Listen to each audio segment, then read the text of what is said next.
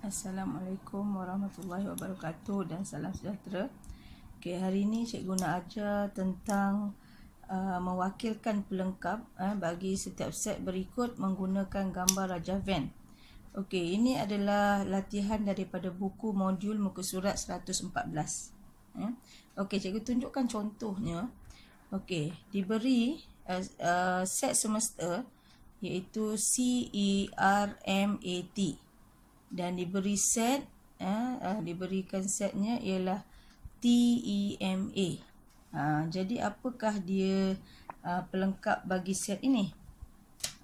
Pelengkapnya ialah kita katakan pelengkap itu K tanda. Apa yang tak ada dalam TEMA ni? Okey. T kita dah tulis sini, E dah ada, M dah ada, A dah ada.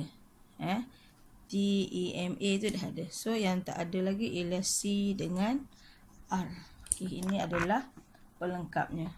Jadi kita lukiskan gambar Raja Venn. Kita buat segi 4 tepat ni. Okay, kita letak set semesta tu. Okay, kita buat bulat. Okay, dalam ni ada apa?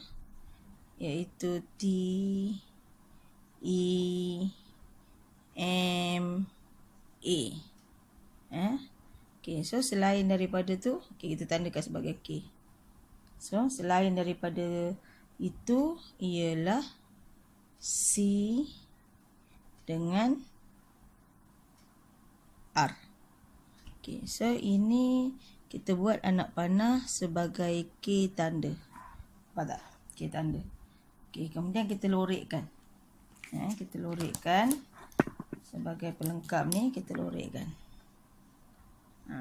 So ini adalah gambar Raja Venn yang menunjukkan bahawa yang berlorek tu ialah set mewakili set pelengkap.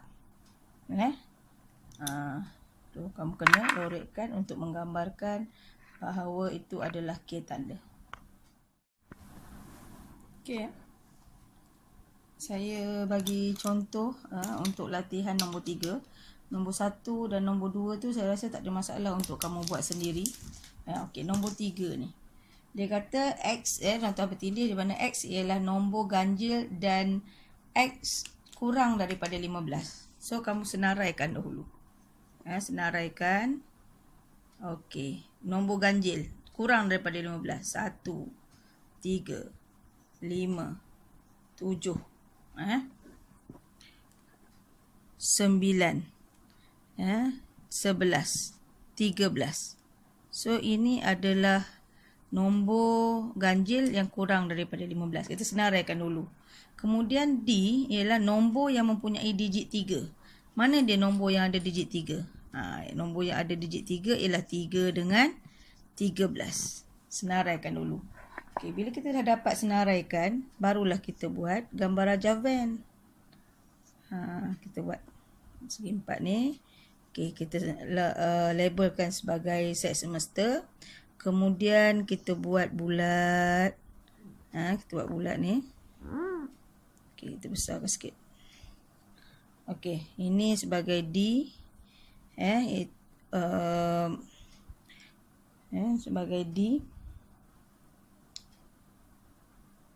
D adalah 3 dengan 13. Okay, so selain daripada D ni, itulah dia pelengkap.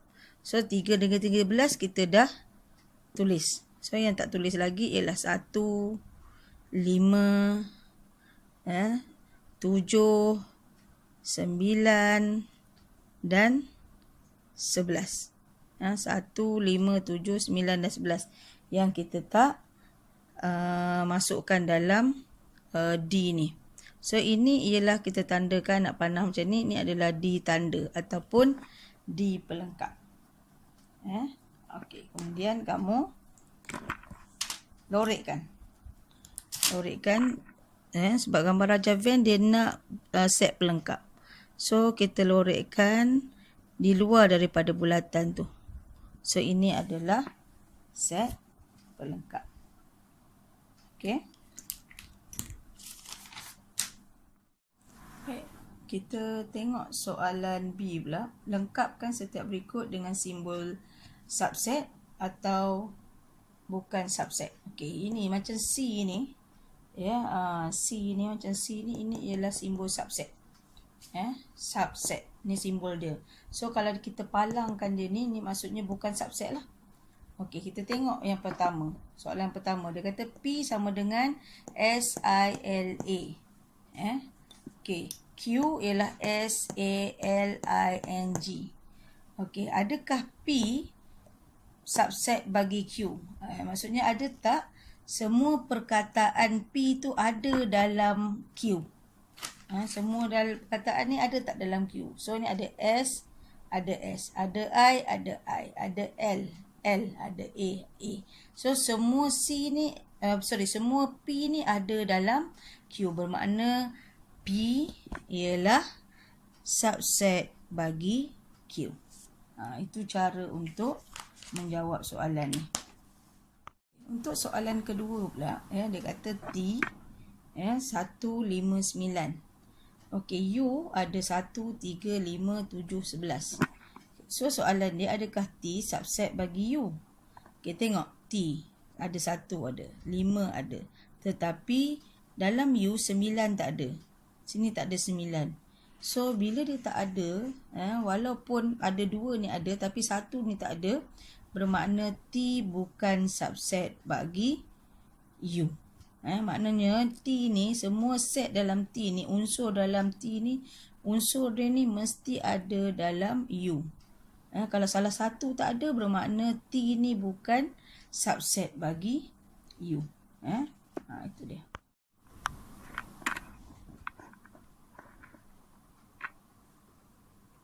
Tengok contoh 9 ni. Senaraikan semua subset yang mungkin bagi setiap set yang berikut. Okey, diberi 3, 4 dan dia nak kamu senaraikan semua subset yang mungkin.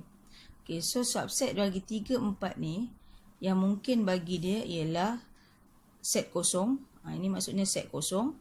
Okey, set unsurnya 3, 4, 3 dan 4. Mesti buat tutup kurungan macam ni lah. 3, 4, 3, 4. Maksudnya kita senaraikan balik. Apa subset ataupun unsur dalam ni kita senaraikan balik. Okey, macam ni. A, B, C. Okey, set kosong memang kita anggap sebagai subset. Okey, kemudian ada set unsur bagi A, B, set C, A, B, A, C, B, C, A, B, C. Ini adalah subset yang mungkin bagi setiap ni. Ini cara untuk menulis subset. Okey. Untuk muka surat 115, saya nak kamu buat latihan A, B dan C. Okey, A dan B tu kamu buat. Buat sendiri. Saya dah bagi contoh macam mana nak senaraikan subset tu. Okey, untuk C, kamu tengok wakilkan hubungan setiap berikut dengan gambar rajah Venn. Okey, ini kita nak buat gambar rajah Venn yang ada subset. Kamu tengok. Okey, diberi A ialah 10, 11, 12, 13, 14, 15 dan B adalah 11, 13. Okey, ini adalah set yang berlainan. So kamu kena buat macam ni. Okey, macam biasa ini adalah set semesta, memang kita kena tulis, lukiskan. Okey, kita buat A ni kita buat besar. Sebab dia yang paling banyak ni. 10, 11, 12, 13, 14, 15. Okey, ada B ialah 11, 13. Okey, sekarang kita senaraikan. 10, okey, 11 dengan 13 ni kita buat dekat. Sebab dia berada dalam set yang sama. Set yang sama. Tapi dalam ni juga. Dalam set semesta ni juga. Dalam set ni juga. So 10, 11, 12, 13 dah tulis sini. 14, 15. Okey, bermakna ini adalah gambar rajah Venn yang ada subset. Bermakna 11, 13 ini ialah subset bagi A. Maksudnya dalam A, ni A, ada B ni. Ada B. So, kita tulis, sorry. Sikit. Okay, ini kita labelkan B. Maknanya A kena labelkan. A ni adalah yang besar. Okay, B ni ialah subset bagi A. Maksudnya unsur bagi B ni ada dalam A. Jadi itu sebabnya dia berada di dalam. B ni berada di dalam. So A dekat luar. Ini adalah gambar Rajah Venn yang menunjukkan subset. Okay, so saya nak kamu buat muka surat 115 tu A, B, C semua ya.